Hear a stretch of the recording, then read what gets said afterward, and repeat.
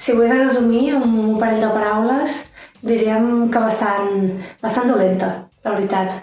Jo recordo que durant la primària m'ho passava molt bé a l'escola. M'agradava molt anar, tenia amics i amigues, però després quan ja va acabar la primària i ja vaig començar a fer-me més gran, ja no tinc tan bon record. Allà es va començar a complicar i vaig començar a notar que era una mica diferent, tot i que no sabia exactament per què.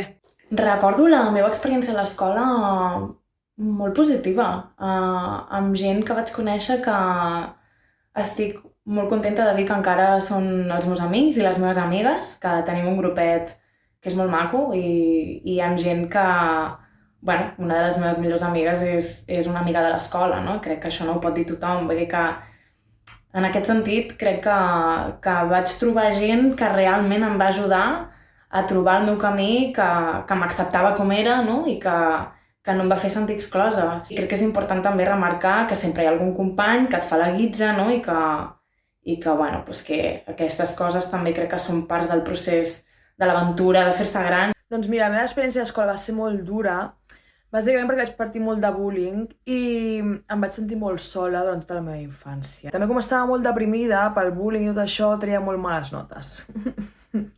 Sí, treia molt males notes, sempre estava en plan voltant al 4, no era una excel·lent alumna.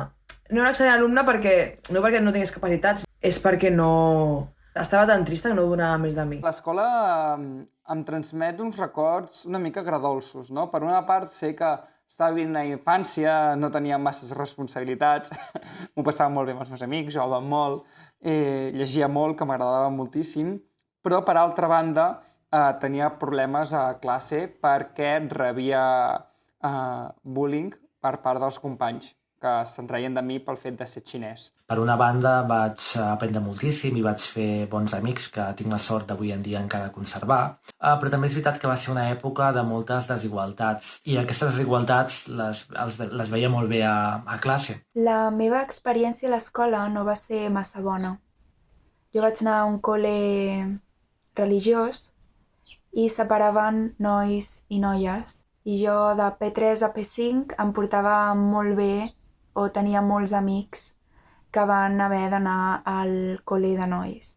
I jo em vaig quedar totalment soli perquè no em portava gaire bé amb les noies.